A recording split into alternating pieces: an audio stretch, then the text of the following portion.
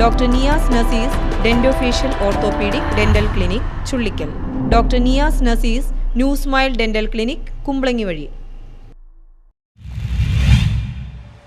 പെരുമ്പളം പാലം ഉൾപ്പെടെ ആലപ്പുഴ ജില്ലയിലെ നിർമ്മാണം പൂർത്തിയായ 5 പാലങ്ങൾ കാണാൻ മുൻ മന്ത്രി ജി സുധാകരൻ എത്തി. പെരുമ്പളം പാലം ഉൾപ്പെടെ ആലപ്പുഴ ജില്ലയിലെ നിർമ്മാണം പൂർത്തിയായ 5 പാലങ്ങൾ കാണാൻ മുൻ മന്ത്രി ജി സുധാകരൻ എത്തി. തിങ്കളാഴ്ച രാവിലെ 11 മണിയോടെ പെരുമ്പളം പാലത്തിലാണ് ആദ്യം എത്തിയത്. പാർട്ടി പ്രവർത്തകരോ പ്രാദേശിക നേതാക്കന്മാരോ ഇല്ലാതെ ഒറ്റക്കാണ് എത്തിയത്. കേരളത്തിലെ ഏറ്റവും വലിയ പാലമാണ് പെരുമ്പളം പാലം. കുറച്ചുമാത്രം ജനസംഖ്യയുള്ള സ്ഥലത്ത് 100 കോടി രൂപ ചെലവഴിച്ച് 1 കിലോമീറ്ററിലേറെ നീളമുള്ള പാലമാണ് നിർമ്മിച്ചിട്ടുള്ളത്.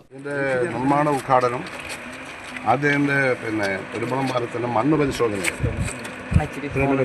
അത് ഞാനൊന്ന് ഓപ്പൺ ചെയ്തു, ഉദ്ഘാടനം ചെയ്തു. അപ്പുറത്ത് വെച്ച് ഞാൻ കുഴിച്ചൊക്കെ നോക്കിയില്ല. അത് കഴിഞ്ഞ് ശിലാസ്ഥാപനമുണ്ട്.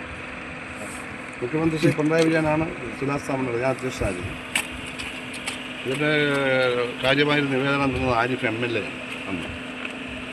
അദ്ദേഹമാണ് അന്ന് സ്വാഗതം പറഞ്ഞത് ശിലാസ്ഥാപനത്തിൽ. അത് കഴിഞ്ഞ് മുമ്പൊരിക്കൽ ഞാനിവിടെ ആരിഫുമായിട്ട് വന്നിരുന്നു. ഒക്കെ നോക്കിയിട്ട് പോയത് ഉദ്ഘാടനത്തിന് മുമ്പൊന്ന് കാണണമെന്ന്. അല്ലെങ്കിൽ അപ്രോച്ചറോട് പണിയണം, കുറച്ചിട്ട് 5-6 മാസം എടുക്കുമെന്നാണ് പറഞ്ഞത്. ഞാൻ നേരത്തെ പറഞ്ഞ പോലെ ഇവിടെ 2 ഗോപുരം പണിയിടുമെന്ന് ഞാൻ പറഞ്ഞു. പാലത്തിൻ്റെ തുടക്കത്തിൽ അവസാനം ഊരാളുകാർ പലയിടത്തും ചെയ്യുന്നുണ്ട്. പലയിടത്തും കാണാം നമുക്ക്. മറ്റേ ആറാട്ടുപുഴ ഒരു പാലമുണ്ടല്ലോ, അത് പറയുന്ന പേര് അരീക്കൽ പാലം, അവിടെ ഉണ്ടല്ലോ. ആളുകൾ ഇപ്പോൾ കാണാൻ വേണ്ടി വരുന്നുണ്ട്. ഇപ്പോഴും സന്ദർശകർ നന്നായിട്ട് വരുന്നുണ്ട്. ഇപ്പം ഓപ്പൺ ചെയ്യാൻ പോകുന്ന എന്താ പടകാരം പാലം, എൻ്റെ പടം ഞാൻ പത്രത്തിൽ കണ്ടല്ലോ. അവരിതൊക്കെ ഉണ്ടല്ലോ. അപ്പോൾ അതുപോലെ വേണം ഇത്. ഒന്നുമില്ല, ഫണ്ടൊന്നും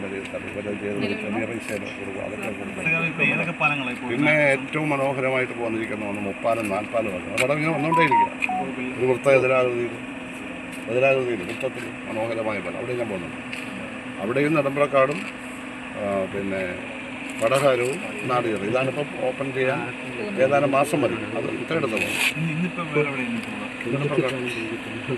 നെടുമ്പ്രക്കാട് പാലം ചേർത്തല മണ്ഡലത്തിൽ.